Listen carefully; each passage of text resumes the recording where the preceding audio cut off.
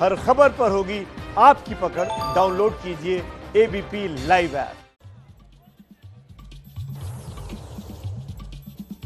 बिल्कुल सुमित, सीमांचल का आंकड़ा मैं अपने दर्शकों को बताऊंगी। उससे पहले मैं बता दूं कि लगभग सीमांचल में 1 करोड़ की आबादी है।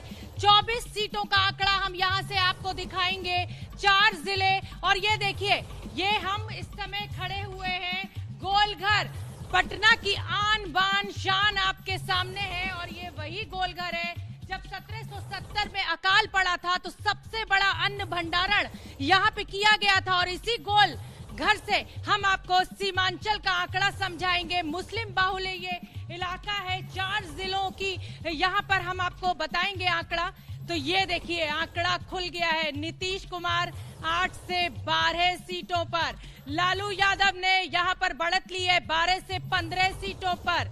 आरजेडी जो है उसकी बढ़त साफ दिखाई दे रही है। वैसे भी ये मुस्लिम बाहुल्य इलाका है और एमवाई फैक्टर की हमेशा बात ये हुई है कि वो आरजेडी के साथ जाएगा।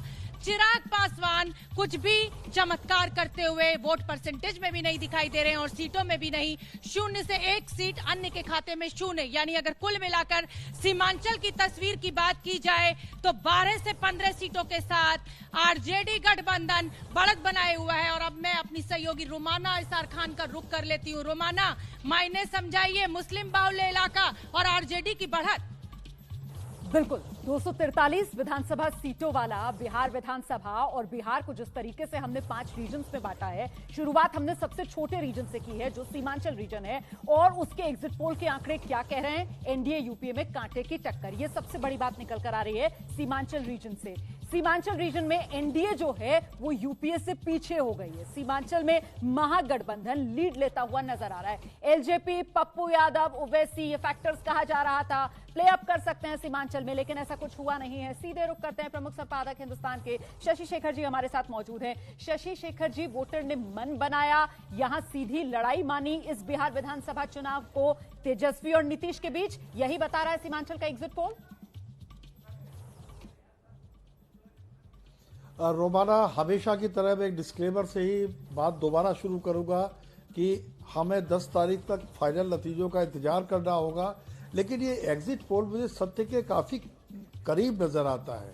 उसकी 2 वजह हैं। जब 2 बड़े गठबंधनों में आमने सामने की टक्कर होती है तो बीच के लोग हमेशा चोटिल होते हैं उससे।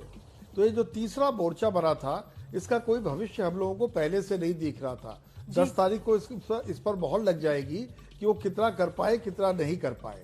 दूसरी बात, सीमांचल में पहले भी ये प्रतीत होता था कि जो महागठबंधन है वो बैटर करेगा। एक चीज ये उस समय कुछ राजनीतिक विश्लेषक मानते थे कि यदि एक तरफ चंक वोट पड़ेंगे तो दूसरी तरफ भी लोग लामबंद होंगे। पर इस सर्वे पर अगर यकीन करें तो मुझे ऐसा लगता है कि लामबंदी उतनी नहीं हुई, बल्कि कुछ परसेंट, जैसा यशवंत कह रहे थे, 2 से 12, 10, 12, 15% यूथ जो वोटर था वो वोटर इधर उधर शिफ्ट हुआ, जो कि फैसला कुन साबित हो सकता है। रोमाना। बद्री जी, आपका टेक सर। कहना है रोमाना कि ये जो अभी कह रहे थे कि ये जो पोलराइजेशन है, एक तरफ तो पूरी तरह हुआ अगर ये आंकड़े सही हैं तो, और दूसरी तरफ जो माइनॉरिटी से अलग वाले एरियाज हैं, यानी माइनॉरिटी बिकम एज मेजॉरिटी, जो मेजॉरिटी वाला जो सीमांचल वाला क्षेत्र है, उससे अलग जो चंपारण और ये सब वाला एरिया है, मिथिलांचल का बहुत सारा जो एरिया है, वहां पर पोलराइजेशन उस तरह से नहीं हुआ, अगर ये बात सही है और अगर ये डाटा सही है।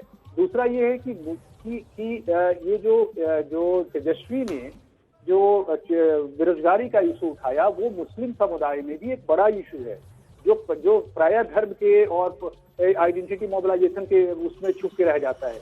तो क्या बेरोजगारी उस समाज में भी बड़े सवाल के रूप में उमर्ज की, जिसके कारण उन लोगों ने तेजस्वी को वोट दिया?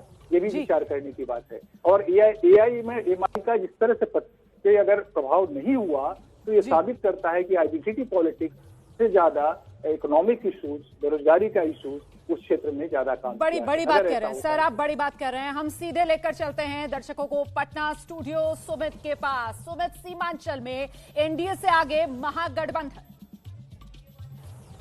एबीपी न्यूज आपको रखे आगे।